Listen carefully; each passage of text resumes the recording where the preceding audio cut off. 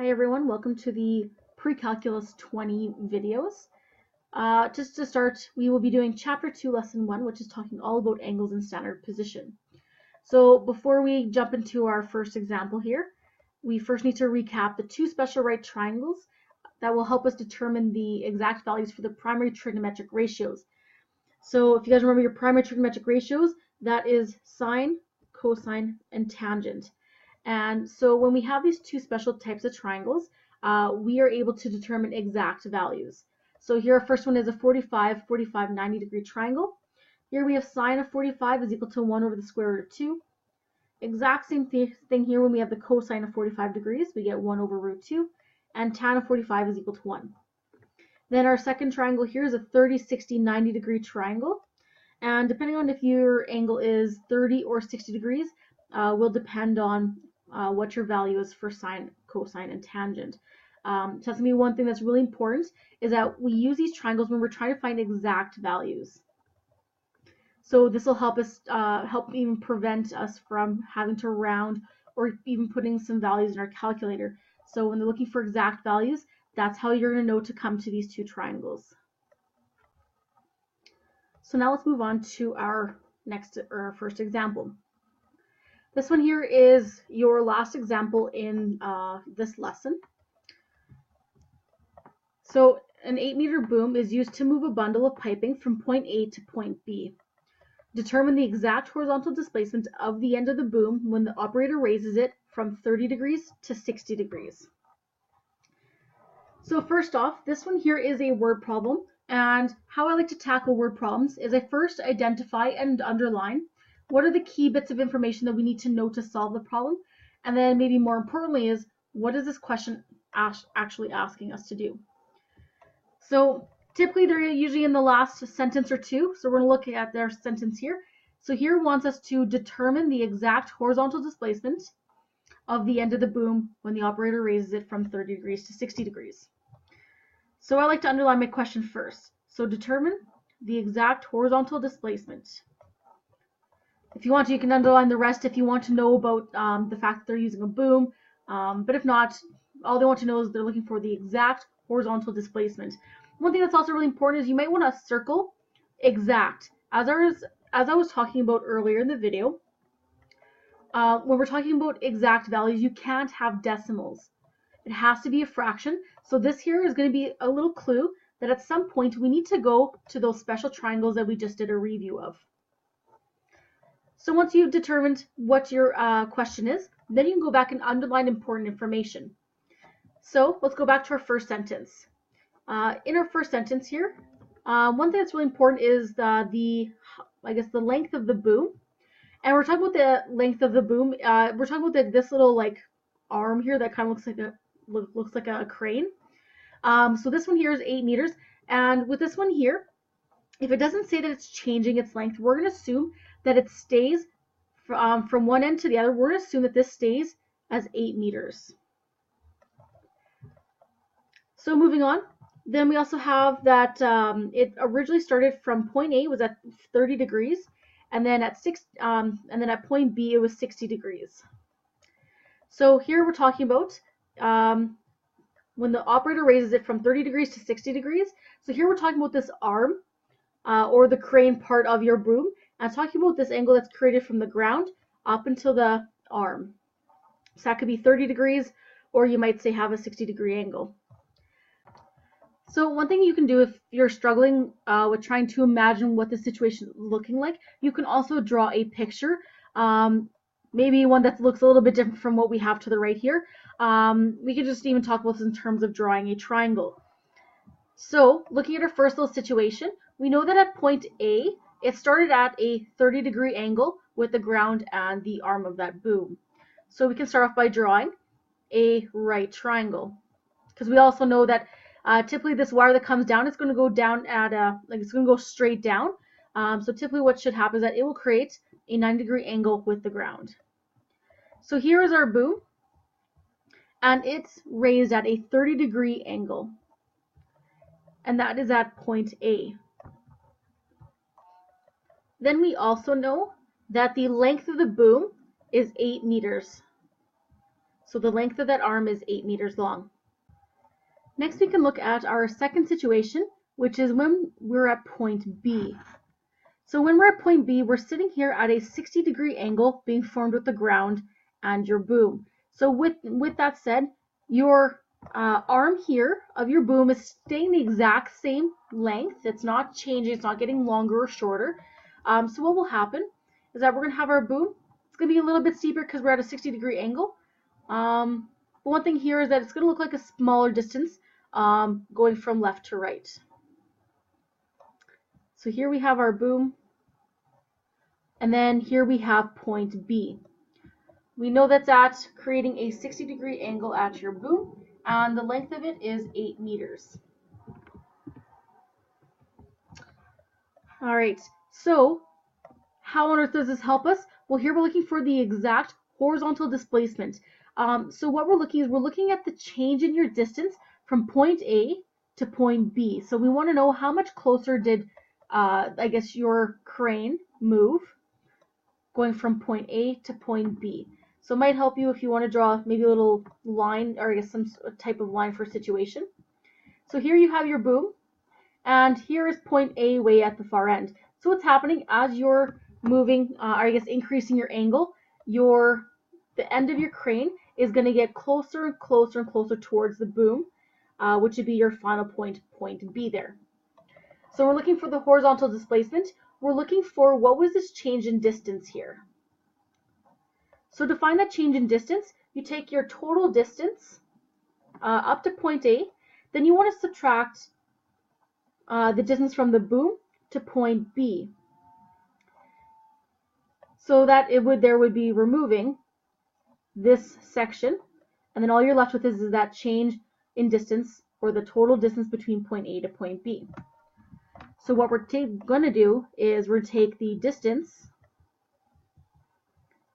of point A to the boom and subtract the distance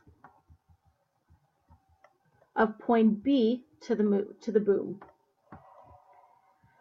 Now, our next step is, what are the actual distances from point A and point B?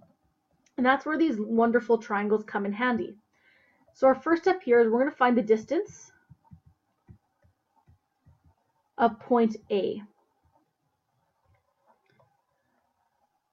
And so what you notice here is we have a 30-degree triangle, and we're given the hypotenuse of this right triangle. So here we're given an angle, and we're given the hypotenuse. And what we're looking for is this, I guess, this horizontal distance, which I'm going to label as x. Now, if just as a quick recap there, when we're given the adjacent, or looking for the adjacent, and we have the hypotenuse, using SOHCAHTOA,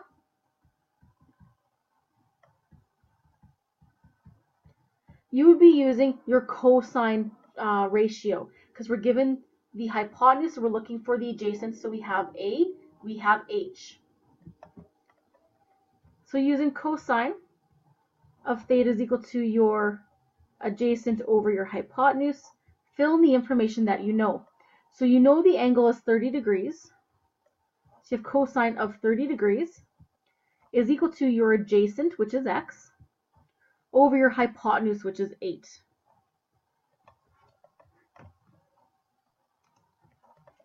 Then you're going to treat this like an equation. You're going to solve for x. So you want to get rid of this divide by 8. So to do that, you do your opposite operation. You're going to multiply by 8.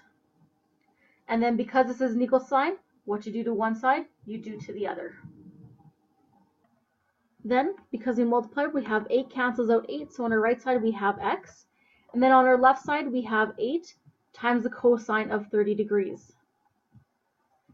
Now, one thing that's really important at this step, normally, I bet your instincts right now are wanting to put cosine of 30 degrees into your calculator, but remember, our answer has to be an exact value. So this here is where our special right triangles are going to come in handy. We want to look for the cosine of 30 degrees. So we're going to move up here to our special triangles. And so we're dealing with 30 degrees, which means we're dealing with the second triangle here. So we're working with 30 degrees, so we want to work with the top row. And we're looking at cosine. So cosine of 30 degrees is equal to root 3 divided by 2. So we're going to scroll down and we're going to replace cosine of 30 degrees with root 3 over 2. So you have 8 times root 3 over 2. And that's equal to x.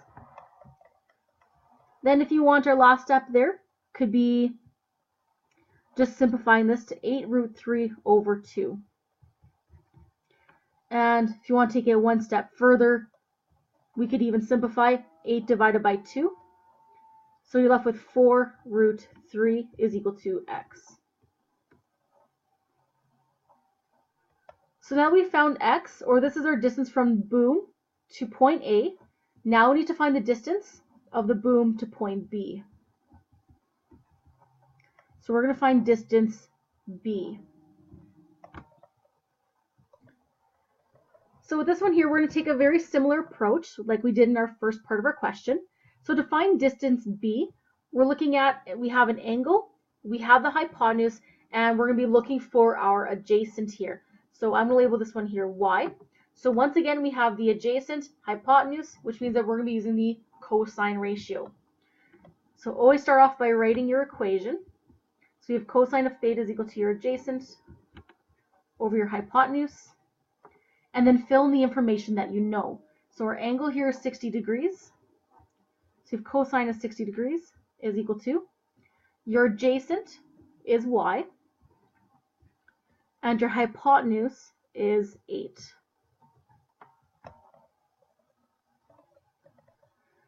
So just like we did in our previous, step, here we had y divided by 8, and we want to solve for y. So you want to get rid of that divided by 8, so you have to use your opposite operation. So here we have divide by 8, so you want to multiply by 8. And because this is an equation, what you do to one side, you do to the other. So we have 8 times cosine of 60 degrees. So 8 cosine of 60 degrees is equal to, and here we have 8 divided by 8 is just 1, so we're left with just y on our right-hand side there. Then we're going to simplify our left-hand side here, so we're going to go back and look at those special triangles and find an exact value for cosine of 60 degrees. So we're looking at 60 degrees, so we're looking at our bottom row, and we're looking at the cosine ratio, which is just 1/2.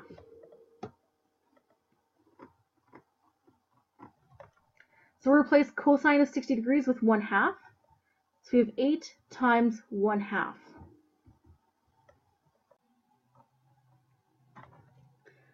We can then simplify. That's 8 divided by 2 is equal to y, and we can simplify 8 divided by 2 is simply just 4. So now we have our distance from the boom to point A and the distance from the boom to point B. So now, as we were talking about earlier, we can just subtract the two distances. So you're going to take the distance from point A and subtract the distance from point B. So here's our third step. So we'll take A minus B. So our point A was 4 root 3. And then we're going to subtract our distance of B, which was just 4. Now, one thing that's really important here is that we are actually all done this question in terms of calculations anyways. So here we have 4 root 3 minus 4. Now, these two are not like terms. In order for them to be like terms, they actually have to have the same square root symbol and the number that's underneath the square root. So at this point, we're actually all done that part of the question. Now, because this was a word problem, then we just have to write a sentence. So we could say the total horizontal displacement